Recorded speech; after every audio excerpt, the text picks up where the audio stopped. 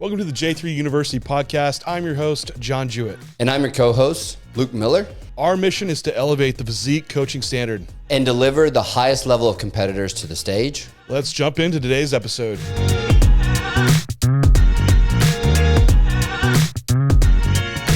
If it fits your macros is ruining your post-show.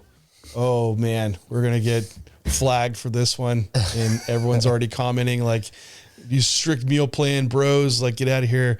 But I absolutely will say, for one, I love it fits your macros. I do a lot of this macro stuff myself. It has its applications. However, it shouldn't be like an all or nothing approach. And I think there's some three major pitfalls with it that we do see that we need to address. And that you need to consider before you're implementing this, or you're implementing this with your athletes, so you don't run into the problems post-show that we're going to discuss. Yeah, 100%. And I think, kind of like you mentioned, like it certainly has application, especially in the advanced dieter. The person who's been doing this for a very long time has a lot of skills when it comes to food substitutions. Oftentimes you find those people eat pretty much a meal plan with like very minor substitutions in the first place. So it's kind of like, yeah, right. So it's really not if it fits your macros. It's just like one or two food items day to day. And so I always laugh when people say that like, this is the best way to do post show, because like the people that are best at it really just pretty much run a meal plan with very small modifications. So my biggest thing is inconsistency in intake. You just spent pretty much this entire contest prep being extremely meticulous about every single thing that goes in. And I know you've seen it, John, because I've seen it a ton of times. Like you start post show to get all these ticky tacky things that add up very quickly, like the sauces, the different food items. You get a little bit more flexible with some of the residuals that are going in with food swaps, right? And so I really think that the inconsistency in food intake is probably like the first place to start, because with extremely flexible food intake, things are going to start moving kind of all across the board. Yeah. And you wonder about how great are they at that process too? Yeah, exactly. Because I used to have like some coaches give macros out, and they would just give them the carb sources for direct carb sources, right? So if say it was rice, they'd say, okay, this much rice is this many grams of carbs, and that's how you're counting it. But they're not counting like trace fats or trace proteins into it. So like, what do you count an egg as? A whole egg. It's like, oh, well, that's a fat source. Like, is it a fat source? Because it has like 6 grams of protein into it too. Or oatmeal, right? Like, oh, I don't want to do rice day. I'm going to do oatmeal. It's like, there's a lot of fats in oatmeal relative to rice, and more protein too. So you're now adding in additional calories, trace calories, that you maybe weren't accounting for if you're tracking your macros that way. Now, I think most people, I hope, are more on the up and up with using some type of like app that's very helpful. However, another problem and inconsistency here is, for one, there's error in food labels that people don't know about, which can be like 20% error. So if you're not consistent with your exact foods every day, for one, if you're consistent, the error is already built into your meal plan. And so you have the same amount of error every single day, but the result is the outcome, and that makes it easy. However, if you're changing the food sources, that's when that error might, in that food nutritional label, might also be skewed to where that can be problematic. The other error occurs with the actual app that you're using. A lot of people like MyFitnessPal. There is a ton of nutrition errors in MyFitnessPal.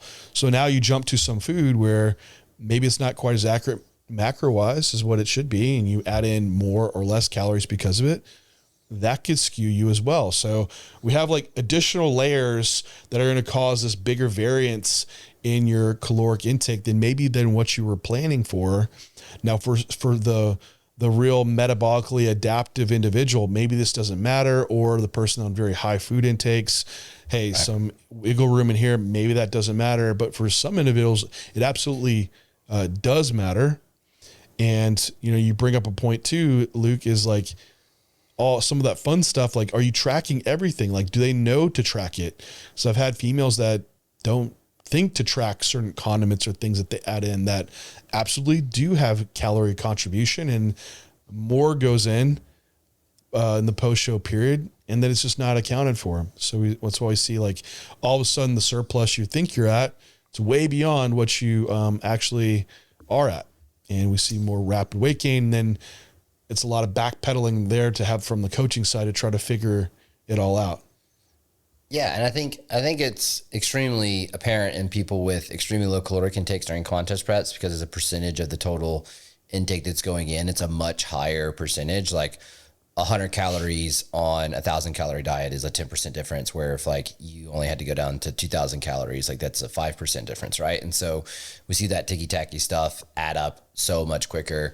And for me, it's like the inconsistencies in nutrition labels. And then also too, like the entire contest prep, you've been doing things to manage hunger as much as possible. And then you get post-show, hunger is probably higher, but you want to add all these fun foods in.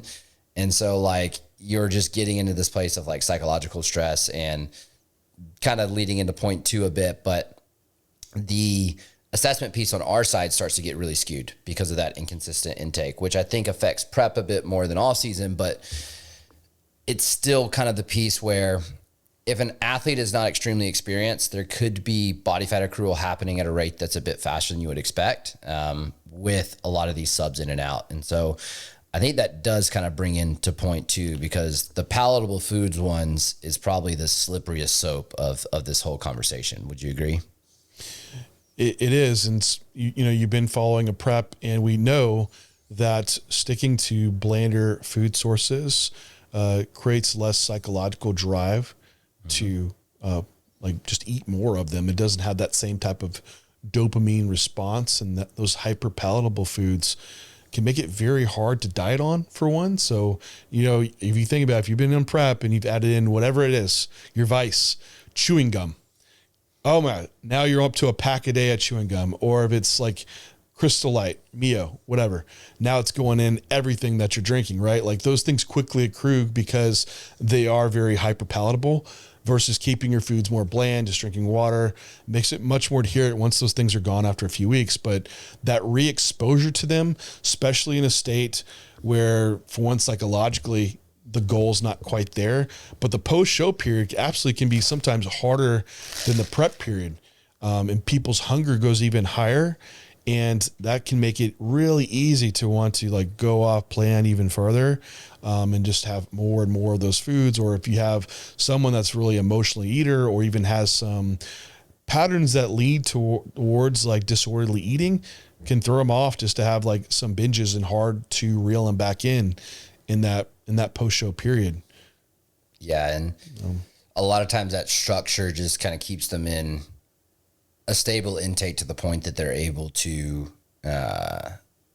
get out of that post-show phase and have a little bit more logical reasoning for the substitutions. And so this would be like kind of the caveat that I say. It's like when we're discussing this, like in this, if it fits your macros routing your post-show, for the people that don't have the experience to do this post-show immediately, like it should at some point phase into you having the skills to be able to do this a little bit more as you go into the off season.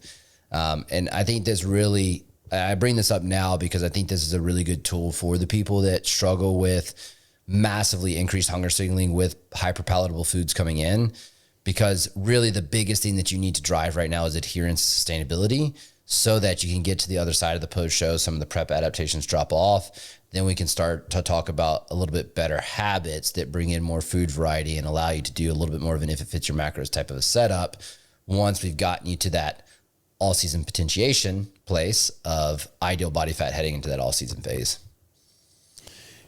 On the same topic here about, controlling hunger, is the issue with the fun foods that are very palatable is that they're also very calorically dense and low volume, which is when you're trying to manage hunger, it's actually the opposite of what you want. You want these very voluminous, low calorie items to where they are more filling. So you can easily spend your calories for the day on some of these items if you're trying to shift around macros and fit in items that just shouldn't be in place just yet. And I want to say just yet because, they can be, but like Luke's saying is that there should be a scaling of this and a tapering into it, rather than an immediate immersion into anything goes if it fits within your macros. And it's funny because if you know where this ever even came from, it was actually the bodybuilding.com forum in like the early 2000s. I remember Alan Aragon is just a well-known nutritionist.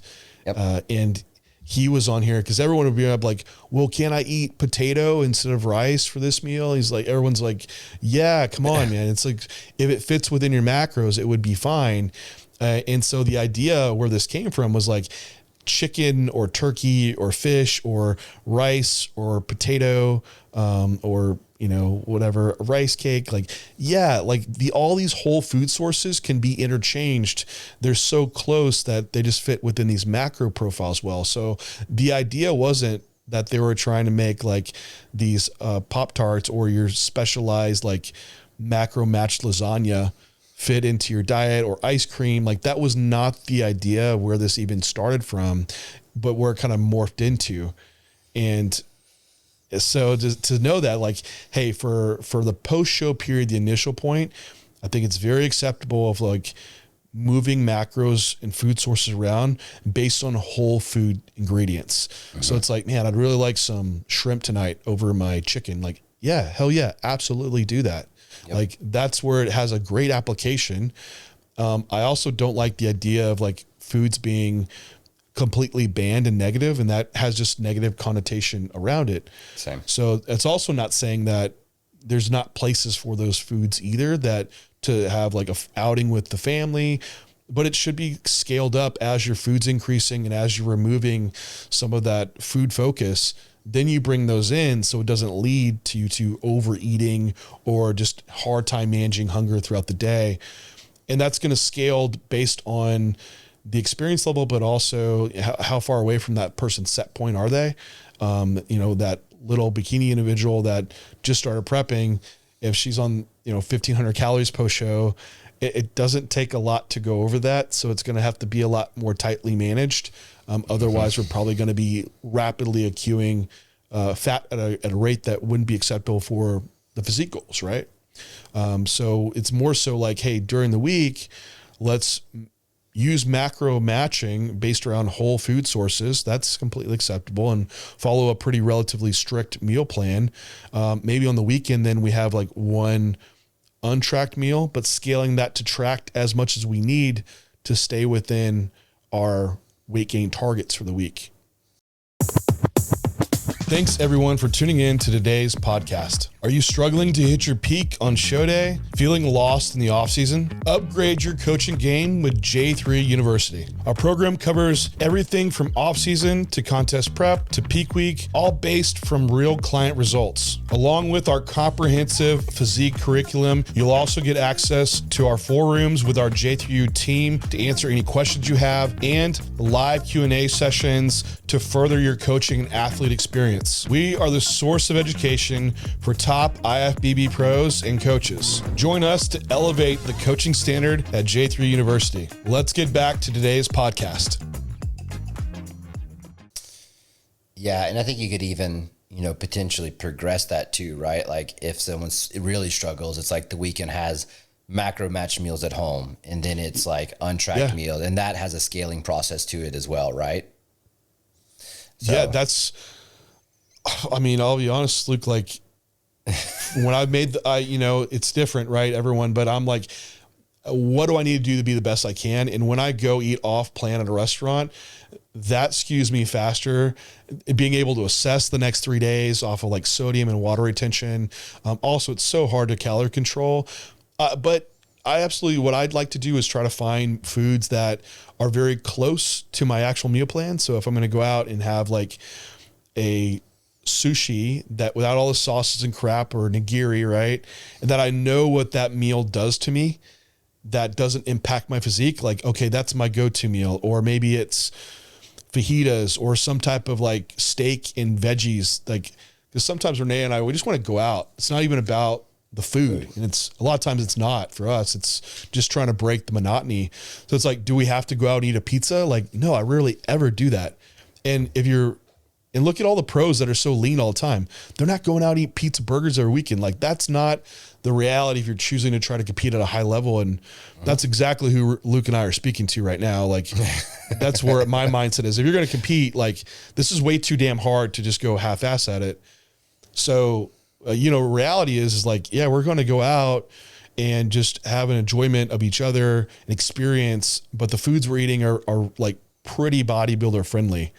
And then if we're going to really want something, like if I want a pizza, it's probably something I'm making at home and trying to macro match that and just satisfy that. And once you're used to doing this, like when you do go out and have like a pizza, we've done this, it's like there's so much cheese and fat and sodium that you're not used to it being that palatable, and it's just over the top. So I think you can kind of retrain your patterns of eating around this stuff to where you absolutely can be satisfied off foods made at home.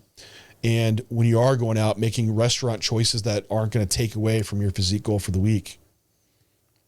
Yeah, 100%. And I think that does kind of start to lead into point 3 for me, because yeah, I'll be real. Like for me, like achieving the highest level of bodybuilding was the whole reason I was bodybuilding in the first place, right? So to me, doing things that I felt could take away from that would be a negative. And the time management portion of if it fits your macros was such a detriment to me from like a scaling of a business perspective, that it just psychologically put on so much stress that it didn't fit for myself personally, but especially in a post-show time frame, right? Because in that post-show, your mind's going wild. Like you're trying to get creative as you possibly can with all these meals. And you can end up sitting there like 30, 45 minutes trying to make all this fit, like meal to meal, right? Yeah. And you add those up throughout the day, like 4 or 5 meals, like you could have done 2 hours of work and had 2 hours of free time with your loved ones, or use that for your training time or whatever it may be. And I think the stress from the time management portion is so underrated when it comes to the post-show phase specifically. Yeah, I think if you're definitely at a point when it's early in the week and you're already planning out your meal, your macro match meal on the weekend, your recipe, and you think about it for days and days of how you can make everything work, that's when it's a problem.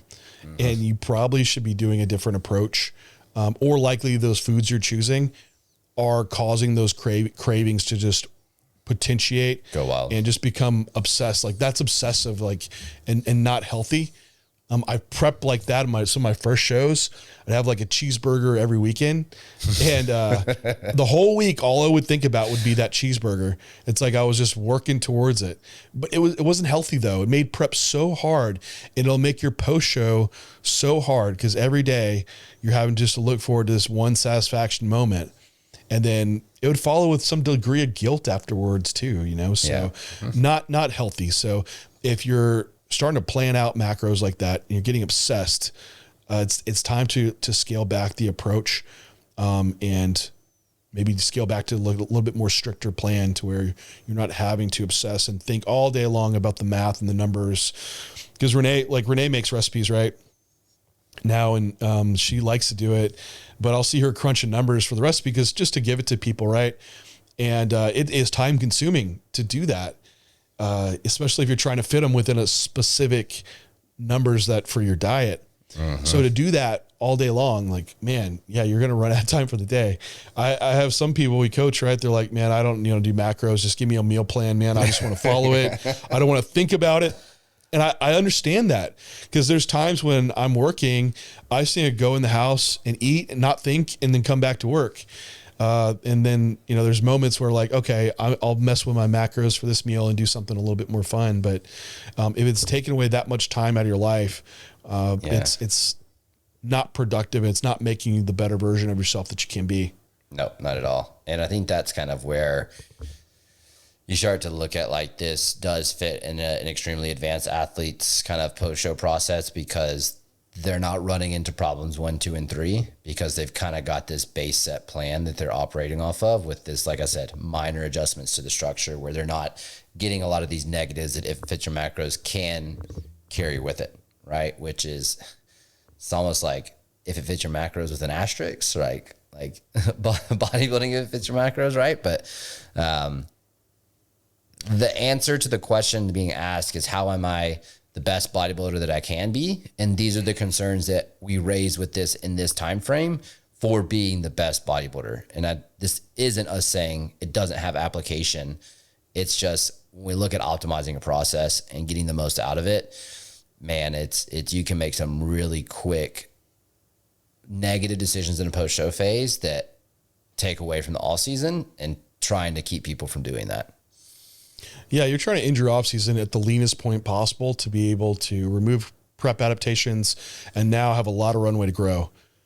Doing this stuff like this, it can easily accrue to a lot of body fat gain, and your focus is on food and not your actual physique goals.